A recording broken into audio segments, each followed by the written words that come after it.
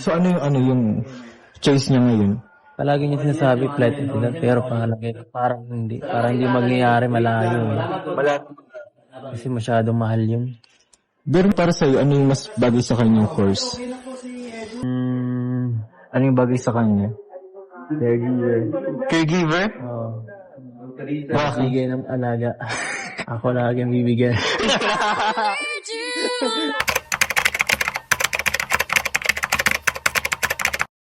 So yun guys, good morning, good afternoon, good evening po sa inyo lahat. Ito muli ang inyong lingkod, Batang Elio po, At nagbabalik para sa isa na namang reaction tungkol nga dito sa part 2 ng tanungan portion or Q&A with Kalingap JJ and Kalingap Edu po para mas lalo natin makilala kung sino si Viancy at sino si Edu sa likod ng camera. So yan guys, abangan po natin yan maya-maya lang. At bago tayo pumunta doon, ay shout out po sa lahat ng mga ka-Edsy dyan, ka-Jomcar, ka-Danjoy, ka-Rara, ka-Dovekit, ano pa nakalimutan ko guys, ka-Cedros, yun po guys. And sa lahat po ng mga OFW na patuloy na sumusuporta sa ating mga programa pa, Lalong-lalo na sa programa ng buong Team Kalingap sa pangungunayan po ni Kuya Val Santos Matubang, Ate Edna Vlogs, and syempre si Kalingap Rab and Ma'am Jackie. So yan guys, shout out po sa inyong lahat at patuloy po nating suportahan ang buong Team Kalingap. So yan guys, samahan po ninyo ako hanggang dulo. So guys, let's go.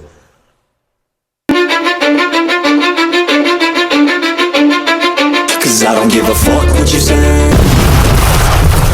Part 2 to, ambush to guys, ambush. Ambush interview guys. So yun, pastok muna tayo. Talk with Kuya Eds. Ayun po. Kuya Eds, para kay Viancy. Make-up or without make-up? Make-up or without make-up? Oh. Syempre, walang makeup. Siyempre. Bakit? Siyempre, para makita ko yung tunay na ganda. Tama. Kung ninaganda ni Viancy, ba't iba yung mukha ba niya kapag may make-up si Viancy? Para sa akin, mas okay siya pag walang make-up.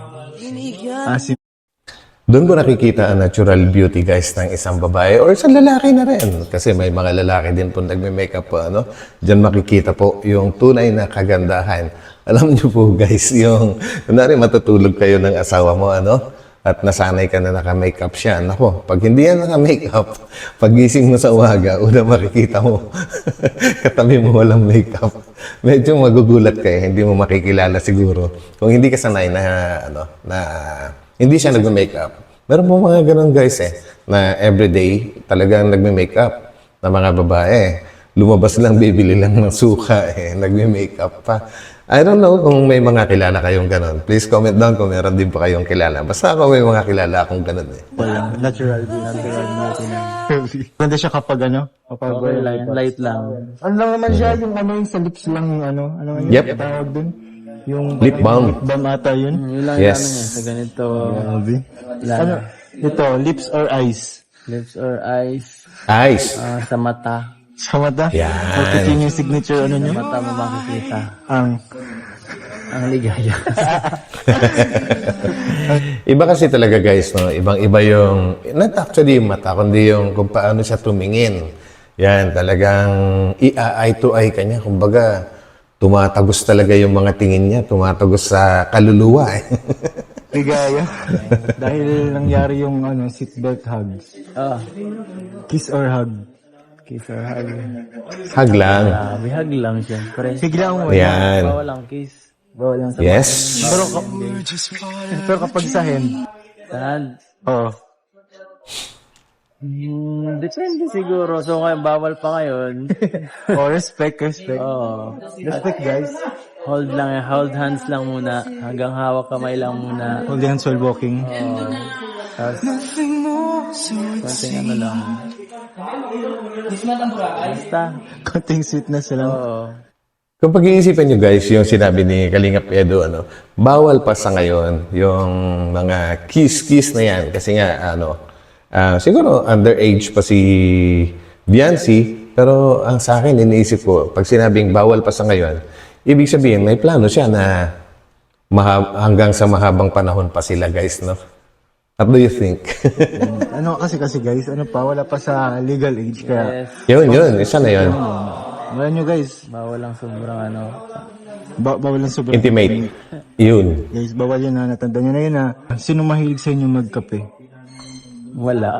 Wala. Wala sa amin mahilig magkape. Di rin siya mahilig magkape. Hindi rin ako mahilig magkape. Eh, sa milk tea. Okay. Hindi rin yun mahilig mag-milk tea. Hindi rin. Hindi yun mahilig. Ewan ko kung bakit hindi siya mahilig kumain pagka nalabas. Bakit? Hindi ko alam nun. Pero sa bahay, Siguro sa braces. matakaw siya. Di Natakaw siya grabe. Pero pag lumalabas, hindi talaga siya nakain. Bakit kaya? Eh, ano kasi, baka nagpapasexy naman. Ewan ko kung Baka sa ngipin. dapat yung kasi siya mahilig sa mga fast food. Ano ba kung kinakain niya? Sa bahay Sa niya? bahay, mga ano lang, mga lutong bahay, ganyan. Yan ang mga gusto lang yata niya. Okay, nasanay na kasi. Nasanay pala siya. So, Of course, guys, no, syempre, alam naman nating lahat po na lumaki sa simpleng pamumuhay po si Biancy. So, ganun talaga guys kahit naman siguro tayo, ako, lalo na ako, ay talagang hinahanap-hanap ko pa rin yung pagkain na kung saan ay nakasanayan ko hanggang sa paglaki guys. Lately lang naman po na ako nakakakain nung nagkaroon na ng maayos-ayos na trabaho. Nakakabili na rin ng maayos-ayos na pagkain. Pero hinahanap-hanap ko pa rin yung ano guys, yung mga simple. Mga gulay-gulay dyan, mga dinengdeng, yung mga ganyan. Sarap kasi doon guys edi siya na lang yung favorite mo. Siya yung favorite mo. Sa Forget the picture of your favorite ko siya, pero Uy, grabe. Ba't may pero? sa anong ano ba yun? Wait, very, very, very tricky yung question ni Kalingap JJ yun Actually, nagtanong si Kalingap Edo, favorite sa, which is tama yung sinabi ni Kalingap Edo na dapat may karugtong pa yung may karugtong pa yung question. Kaya lang tumawa na lang si Kalingap JJ Kasi pag sinabing favorite guys, para sa akin, kailangan may pagpipilian, di ho ba? Pagka naman ang pinatutungkulan favorite na kasama, yun, may choices pa rin. Pero pag sinabing favorite na nililigawan, nako, masama na yun. Di ba, guys? Favorite mo in all aspects. Sa lahat-lahat. Naman. Bakit? Siyempre, favorite niya rin ako Okay, yun na, nakuha na. Favorite in all aspects sa lahat po ng bagay-bagay po, So yun, pwede. Paborito naman pala nila ang bawat isa. So nice guys. Grabe yun. Grabe. Oy, kuya Ay nako, di mo naririnig yung sinasabi niya. Mabibigla ka. Mabibigla ako? Oo, sobra. Yung pagkabata mo. Ayun si Ato. Wala yan. Siya pala yung maingay guys. Sobrang grabe. PG na yata. PG na to, hindi na to G. Anong episode, di ba kayo, pinaka-favorite mong episode yung yung nag-holding hands kayo? Yung naglakad kayo, di ba? Yun yung episode na yun. Which is yung first time ko mag-cameraman.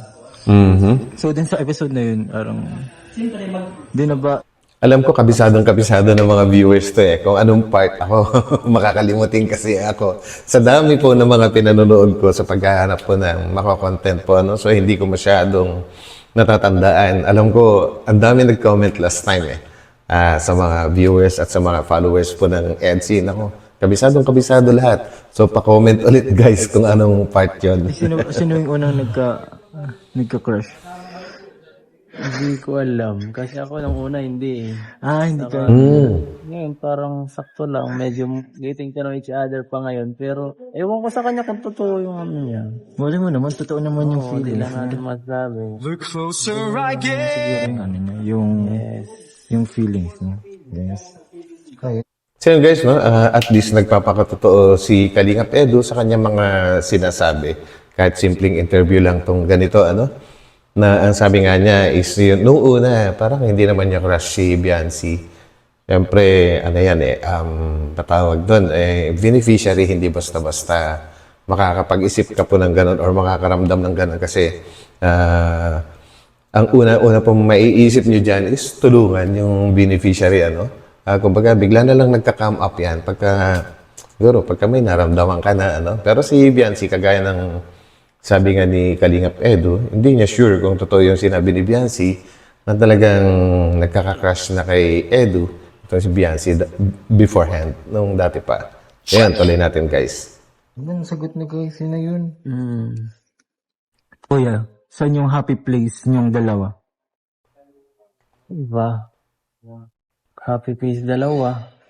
Hindi kami masyado tumatambay. Pero pagka grupo, karaniwan, napunta kami nila, ng mga Kalingap Angels. Pag nangaakit sila.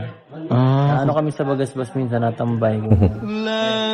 So kapag nag-date kayo, may kasama kayo? Nasama-sama sila, sila Carla, sila Joy, ganyan. Uy, grabe. Sila Sila may kasama din? tambay sa Bagasbas, kain-kain, ganyan. Okay. Minsan naman, pag maano mo, kung saan-saan lang, halimbawa pag may appointment siya sa iba naman yun, kasi di naman kayo masyado nakatambay nun. Oh, hindi Okay. kayo pero may ano kayo? May hidden agenda kayo? Wala. Wala. Talagang may kasama tayo lagi. Minsan sa pag yung pag may gagawin na pa-doktor, may pa-dentist yan, di ba? May bibisita, may dyan, mapasundo lang. Ganun lang. Ang ibig sabihin ni Kalingap Edu, kung ano yung purpose ng pagsundo niya or pagsasama nila is yun lang, wala nang hidden agenda or wala nang mga tinatawag na dyan, kumbaga isinisingit pa na mga gawain na iba. Kumbaga, talagang plain and simple. Ang galing po ng mga nangyayari sa kanila kasi walang mga tinatagong mga pinupuntahan. Kumbaga, pag sinundo niya si Viancy para magpa-dentist, yun lang talaga. After that, hatid na niya. Ganun lang. Okay. Yun yung kanila, ganun minsan. so naghahatid sundo ka sa kanila? Minsan, pag wala na dito, hapon na, or ma-chat. Minsan na-chat eh. Nagkaka-chat kayo? Then, pero kumusta man ko yung So, yan siguro yung sinasabi ni Biancy, na madalas gabihin or ginagabi si Edu sa bahay nila. Yun siguro pagka hinahatid niya na hapon na, since malayo naman po yung yung bahay ni na Viancy dito sa pinupuntahan nila or kaya sabihin na natin sa Daet. Kaya siguro na banggit ni Viancy sa pinaka last na part na video upload ni Kalingap Rab. Madalas ginagabi si Kalingap Edu. Yun na pa siguro yun, no? Kung may alam pa kayo, pa-comment na lang. braces niya? Okay naman na. Medyo maganda nga improvement na sa kanya. Mauna pa siya sa akin. Kasi na yung edad niya, bata pa siya. Mabilis lang mag-move yung Sa akin kasi. Malambot pa yung kanyang mga laman. Siya parang konti lang yung kinakain niya. Limited lang. So yun yung Nakagawa rin siguro kung bakit siguro siya di masyado kumakain ng kanyang sa braces. Okay. Ingatan niya talaga. Yes, Bakit pwede. parang matagal ba ko yun? Yung pagkakaroon ng ganyan? Yung sa braces, matagal Hindi mag-adjust. kumain na kung ano-ano. Bakit kumain ako ano? Matigas. Ako wala. Pag dito ko kasama kanila Kalingap, di mo talaga maiwasan at obligado ka kumain. Kain na kain. Oo. Pag wala magugutom ka pag di ka kumain. Oo, sobra. Lalo na ngayon, kailangan kumain kasi dalawang guys. Mahirap nang magtigil pag andyan yung pagkain. Ito kuya, sweet to. Sweet tooth. Oh, sweet tooth. Paano si Viancy kinikilig? Paano kinikilig? Paano siya kinikilig? Hindi seryo ha? Ay sige, seryo din. Seryo muna, tapos yung kayo. Kinikilig, lang siya, parang... Ako guys, ako kung ano na napapansin ko, i-share ko lang din Ang alam ko pag kinikilig si Viancy, talagang yung ngiti niya kakaiba. As in, naka full smile siya. Tapos lumalabas yung yung maliit na dimple niya. Tapos talagang yung mata niya halos mawala na. Pero tapos tumititig. Yun po yung alam ko pagka kinikilig siya. Then pakinggan naman po natin sasabihin ni Kalingap Edu. Ano siya lang, sobrang mahiyain niya pag kinikilig, ganun lang. Meron siya. Pagka kinikilig siya, lalo siyang tahimik lang. Tapos pagka parang nagantawa lang yan pagka sinabi mo sa kanya. Lalo ko gusto niya yung natawa-tawa lang yan. Tawa lang. Tapos So, hindi niya yun. tatanggi. Pero, Pero halata naman na kinikilig siya. halatado naman sa kanyang reaction eh. Pag nagsingkit ng mata niya matod. Yun. Kinikilig na siya kapag nasingkit yung mata. Pag wala ng mata. Tapos hindi mo alam kung nakatingin sa'yo. Nakatingin pa ba sa'yo? Minsan, Kasi yung signature niya, yung eye to eye niya. oo. So yun yung ano. Hindi mapipigilan niya eh. Yung mapigilan yung kilig talaga. Mapigilan niya. So yun, kahit sa Pinipigilan pala. din yung ano niya. Kapag kinikilig siya. Hindi mo na ako masyado nabanat pag kami-kami. Ah, okay. Pang-vlog lang. Ano ba pag kayo lang? Kasi kapag may banding kayo, kasama sila, Sasabihin Carla. ko, ano naman sasabihin niya, ay, wala tayo sa vlog. Ano, ganyan siya. Nice. Grabe naman, sa vlog lang kayo. So yun pala guys, at least alam natin na kahit papano may pagkakaiba yung turingan nila sa likod ng camera at pag nasa harap ng camera. Kumbaga buwabanat talaga si Papa Eds pag nasa vlog sila, no? So, syempre, normal naman po yun. Alam nga namang pag nasa likod ka ng camera, ganun ka pa rin. Parang ang boring naman po nun, no? Kasi yun maganda dito. Nagkaano ng kilig. Pero kung consider niyo as... Pag binibiro ko siya, pag binibiro, pag niloloko, uy, wala tayo sa vlog, mga ganyan minsan eh. Ito ano yun?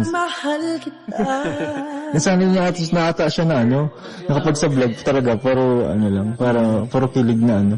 Hindi totoo nga talaga yung ano, yung serye niyo talaga, ano lang yun. Kayo lang talaga yung nag-formulate ng ano, pag-uusapan niyo.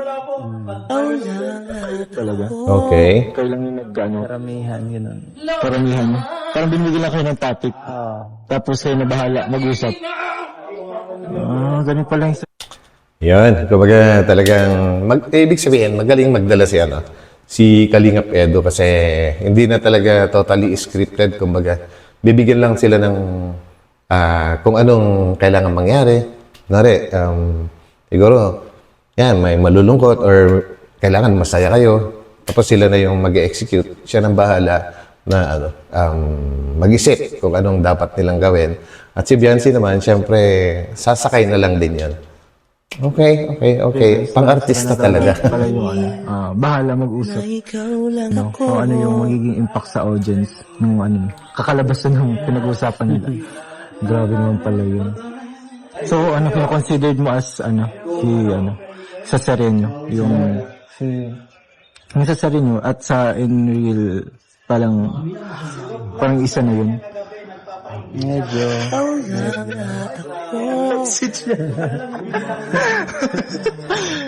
Consider mo na yun. Ay, ito na lang.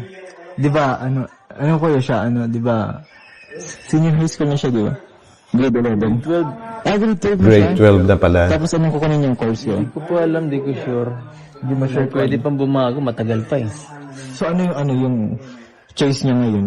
Palagi niya sinasabi, flight attendant, pero pangalagay ko, parang hindi mangyayari, malayo eh. Kasi masyadong mahal yun. Pero meron... Actually guys, no, ang pagiging flight attendant talagang medyo mahal kasi nakadepende rin yun sa school eh. May mga school pa nga na nagre-require na kailangan nagtapos ka muna ng 4 years course. Meron din naman nagre-require ng bago ka tanggapin sa training po, no? Ay kailangan tapos ka ng 2 years course.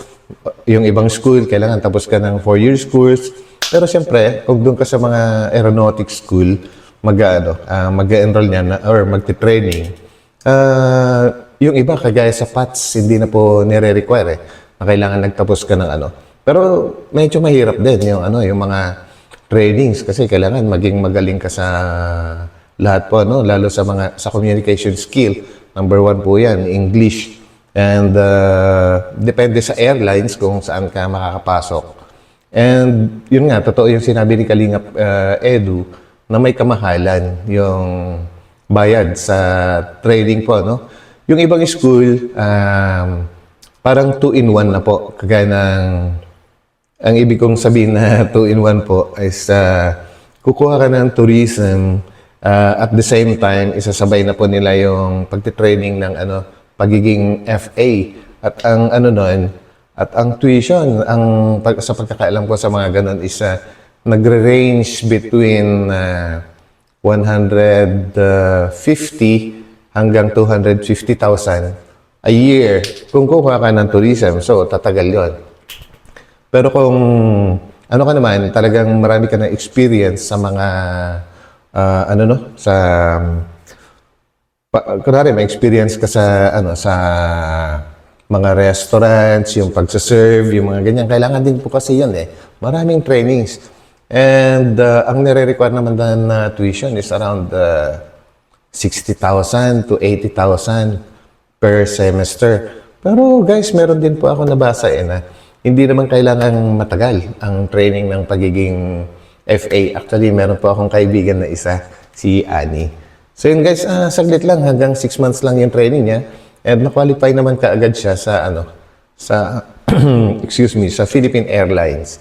Siguro talagang marami na rin siyang alam before siya nag-training doon, no? And that was more than 5 years ago. So nabanggit niya sa akin na medyo mura pa yung bayad dati, nasa 30-something. So yun, ewan ko kung marami nang nagbago po sa ngayon, no? So yun guys, yun lang po. Shinare ko lang po yung aking kaunting kaalaman tungkol sa qualification ng pag-EFA. Yung sa school namin, meron din. Wala ko? Tourism, oo. Yun guys, yung sinabi ni JJ. Yung tourism, isinasabay na po yung training ng pagiging FA. Yun po, nag-range ang tuition doon. Nasa 60,000 something to 80,000 per semester. Hindi mo alam. Pero para sa'yo, ano yung mas bagay sa kanyang course? Kung hindi para sa kanya, kung hindi bagay sa kanya yung kung wala pa palang mangyari yung tourism or yung FA sa kanya, ano yung bagay sa kanya? Huwag mo sabihin nurse na puro na sila nurse. Ano yung bagay sa kanya? Caregiver. Grabe, caregiver. Bakit naman naisip mo caregiver? Grabe. Dahil ba sa age gap ninyo, siya mag-aalaga sa'yo? Bigay ng alaga. Ako lagi ang bibigyan. Ayan, sabi ko na nga ba Ikaw talaga. Grabe. Hinihilig din siya. Caregiver? Hindi ko alam, joke. Caregiver talaga. Joke lang. Ito pa yung guys. Okay, joke lang yan, guys. Hindi ko alam. Hindi ko alam. Ano bang maganda sa kanya? Pero kung bagay din sa kanya yung yung sa financial, yung yung accountant, ganun. Actually guys, no, kasi yung nung college pa ako, di nasa, ako, civil engineering pa yung course ko at that time. And yung best friend ko naman na babae is accountancy. Pinag-compare namin yung mathematics na mga subjects po namin. Grabe guys, mas mahirap po talaga sa kanila.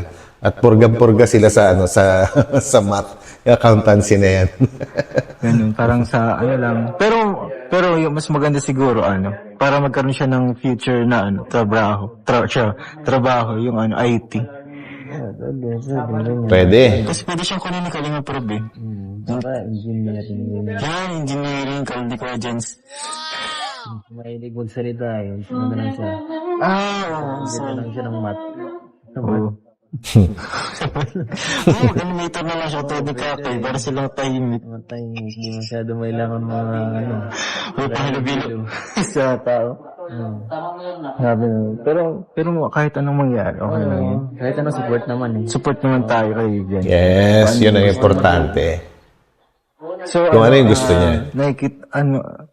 How do you see Viancy 4 years from now?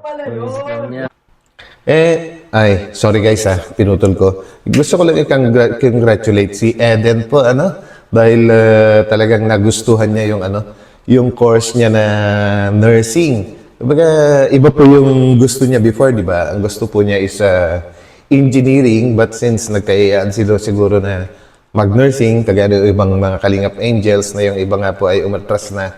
Pero si Eden po, nagustuhan niya, nag-enjoy na po siya. So, congratulations. Maganda yan, tuloy mo Eden. 4 or 5 years from now.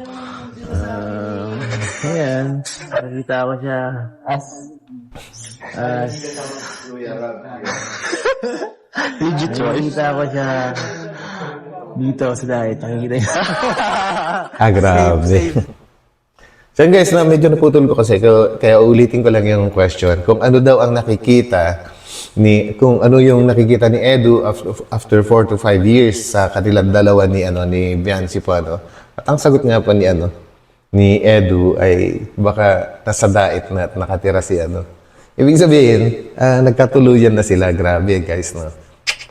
Ay, nako, sana nga. Hindi ko alam. Siguro, mas maging may maganda ng kinabukasan. Ano? Bigyan tayo magandang kinabukasan eh. Oo naman. Malapit siya na magandang kinabukasan. Bibigyan mo siya na. Bibigyan mo siya magandang kinabukasan. Grabe naman to. Ay naku, feeling ko talaga maraming gwawala dito sa internet. Grabe, ano? Ibig sabihin talaga, guys, talagang, totoo yung sinasabi ni Kalingap Edo siguro, na ang EDSI ay totoo. Ibig sabihin, may pangarap talaga siya ng panghabang buhay ba nating matatawag yun. Sana nga po ganun, no? Kasi lahat po ng mga kasagutan niya, iisa yung tinutungo pang long term yung EDSI, hindi lang pang vlog, kundi pang tunay na buhay na. Grabe. Tapos tawag dito. 4 years to 5 years from now. About yung kay Ayan. Biancy. But kung para sa inyo, yung Inulit? serye nyo, may serye pa ba? 4 to 5 years. Ay, grabe mo kilala si Kuya Edo. May mga fans. Ay, grabe Mga bata. Ayun, support yung Kalingap. O yun, mga estudyante. Kilala sila. Ha? Nahanap si Jomar. Normal, eto ka Jomar. Ay, dito si Jomar. Kuya Jomar. Hello po, hello. Ayun, oh.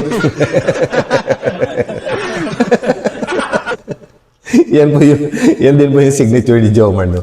Ganun ng ganun sa buhok niya. Masyado siyang conscious sa kanyang buhok.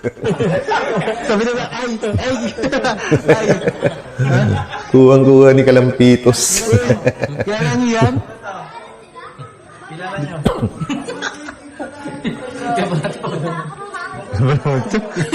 Alam ko na pumasok na kayo.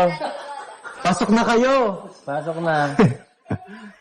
Kuya, yung Hinahanap ni Jomon. sa inyong dalawa naman, ano nakikita mo sa sarili nyo 4 or 5 years from now? Yan, gandang tanong. Nasa sarili. Ako. Ano ba pwede mangyari sa serye? Nako, baka may anak na kami niya. Ay, grabe! Uy! Yung alagaan nyo baka masag-ibig talaga siya. Oops, sa serye pa lang yan. Baka may bahay na. May bahay na talaga. Ay, may bahay na rin. May bahay na talaga kayo. Ay, grabe, parang...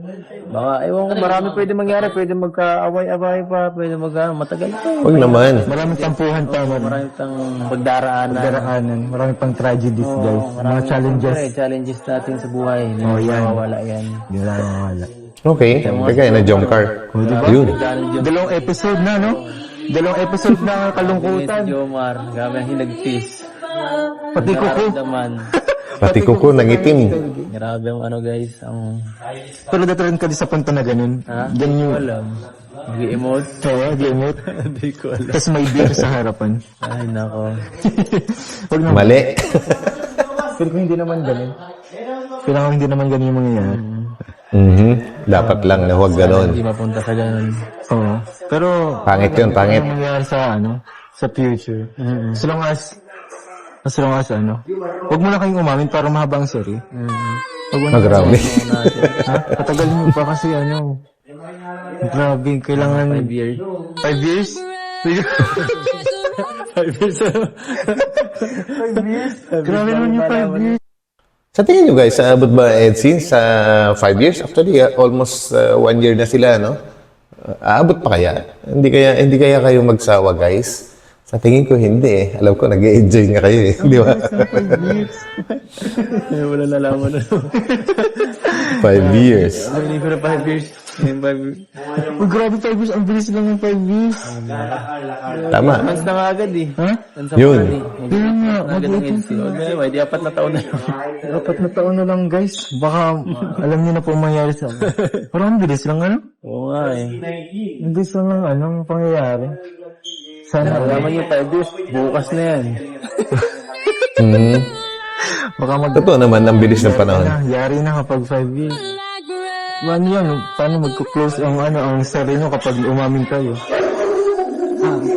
Kailan? Grabe yan. Talagang paulit-ulit binabanggit na kanina, wag mo na umamin para tumagal.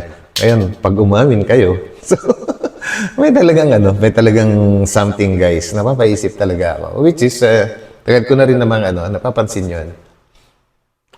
Kayo guys. Ito si Carla. Pumapasok pa kami na. Ano ba yung tanong mo? Ano? Paano pag hindi pa 5? Paano pag 5 years yari na? Paano pag kapag wala na kayong serye? Ibig sabihin, kayo na nun. Pag wala ng serye, Oo. pagpapatuloy of time, ganun. Patuloy outcome? Ay, grabe na. Titingnan natin kung ano mangyayari sa future. Grabe guys. Pag wala na serye, pagpapatuloy pa rin nila off-cam. So yun na yun. Future nga. Bahala ng future, guys. Bahala na anong kakalabasan. Basta, Well, mahirap magsalita, di ba? kapag kayo sa inyong dalawa. Kakaiba talaga. So, ano nga po yun?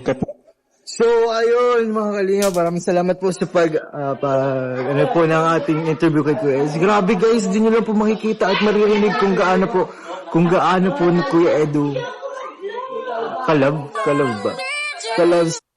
Yes, halata naman na love ni Edu si Biancy guys. And ang aking nababasa talaga is totoo yung sinasabi ni Edu na ang EDSI ay totoo. So yun guys, tingnan nyo naman kung paano siya sumagot, no? Parang hindi pansamantala yung kanyang mga kasagutan. Laging may karugtong na panghabang buhay talaga yung plano. So yun guys, I hope na gustuhan din ninyo ang ating naging topic sa ngayon. At kung sakaling nagustuhan ninyo, huwag naman pong kalimutan magtamsak, guys. No? Tamsak lang, sapat na. And sa mga hindi pa nakapag-subscribe dyan, papindot na rin po yung subscribe button. So yun guys, maraming salamat muli sa pagsama ninyo sa akin sa oras na ito. At magkita-kita po tayo sa akin sa sunod na upload. Ingat po kayo guys. Bye!